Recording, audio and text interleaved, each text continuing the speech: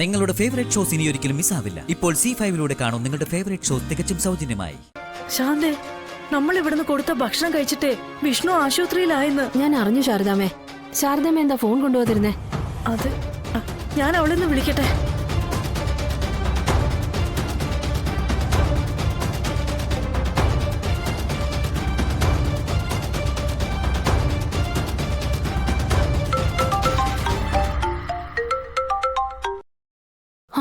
അമ്മേ, ശാലിനി, എന്താടി, എന്താ സംഭവിച്ചത്? അമ്മേ, സ്റ്റേഷനിൽ നിന്ന് വിളിച്ചു പറയുമ്പോഴാ ഞാനും അറിയുന്നത്. ഞാൻ അവിടെ എത്തുമ്പോ വിഷ്ണുട്ട് രക്തം ശ്രദ്ധിച്ച് കിടക്കുന്നതാ കണ്ടത്. അയ്യോ, ഇവിടെ ഇപ്പൊ ICU-ല. മോളെ, ഞാനിപ്പോ തന്നെ അങ്ങോട്ട് വരാം. നീ അവിടെ ഒറ്റയ്ക്കല്ലേ ഉള്ളൂ? വേണ്ടമ്മേ, അമ്മ ഇപ്പൊ ഇങ്ങോട്ട് വരണ്ട.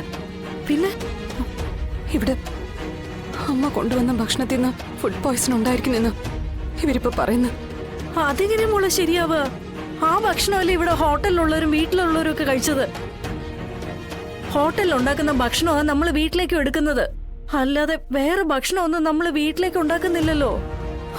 അമ്മ, അത് നമുക്ക് മാത്രം അറിയാവുന്ന കാര്യങ്ങളല്ലേ, മറ്റുള്ളവർക്ക് അതറിയേണ്ട ആവശ്യമില്ലല്ലോ. മോളെ, അവര് നോക്കുമ്പോ അമ്മ കൊണ്ടുവന്ന ഭക്ഷണം കഴിച്ച വിഷ്ണുവേട്ടന് സുഖമില്ലാതായതും അസ്വസ്ഥത കാണിച്ചു തുടങ്ങിയതൊക്കെ എടി, പറയുന്നവർക്ക് എന്തും പറയാലോ. നമ്മൾ മനസ്സിൽ പോലും വിചാരിക്കാത്ത കാര്യങ്ങളാ ഇതൊക്കെ.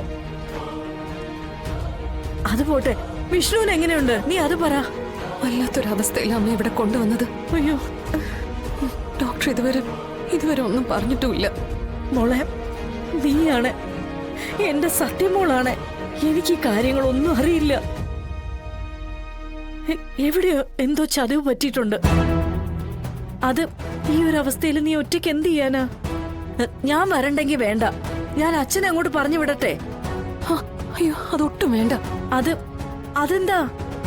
ഇതുപോലെ പ്രശ്നമായിരിക്കുന്ന സ്ഥലത്ത് അച്ഛൻ വന്നാ അത് കൂടുതൽ പ്രശ്നമാവത്തേ ഉള്ളൂ. ഇതിപ്പോ സത്യമേ മറ്റോ അറിഞ്ഞു കഴിഞ്ഞാലുള്ള അവസ്ഥ എന്തായിരിക്കും? ആരും വേണ്ട, ഒരാളും വേണ്ട. ഞാനിത് എങ്ങനെയെങ്കിലും ഒക്കെ ഫേസ് ചെയ്ത് നിന്നോളാം, അല്ലാതെ വേറെ മാർഗമില്ല. മോളെ, എടി, തെറ്റ് സംഭവിച്ചിരിക്കുന്നത് നമ്മുടെ ഭാഗത്തു നിന്നാണെന്നല്ലേ പറയുന്നേ?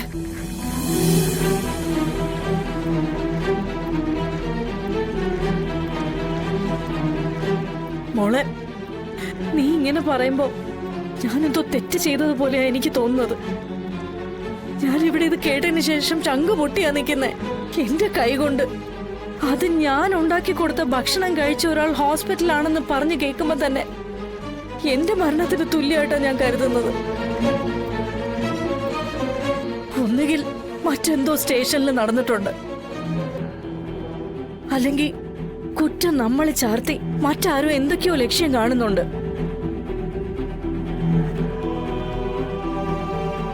മോൾ അത് കണ്ടെത്തണം. വിഷ്ണുമോൻ രക്ഷപ്പെടുകയും വേണം, നമ്മുടെ നിരപരാധിത്വം തെളിയിക്കുകയും വേണം. ഞാൻ നോക്കട്ടെ അമ്മ, എല്ലാത്തിനും വഴിയുണ്ടാക്കാം. അമ്മ സമാധാനായിട്ടിരിക്കെ, ഞാൻ വിളിക്കാം. ഇനി എനിക്കെന്ത് സമാധാനം അടി? എന്നാലും ഞാൻ കാത്തിരിക്കും. വിഷ്ണുമോന് ഭേദമായെന്ന് നീ വിളിച്ചു പറയുന്നതും കാത്ത് ഞാൻ വിളിക്കാം അമ്മ.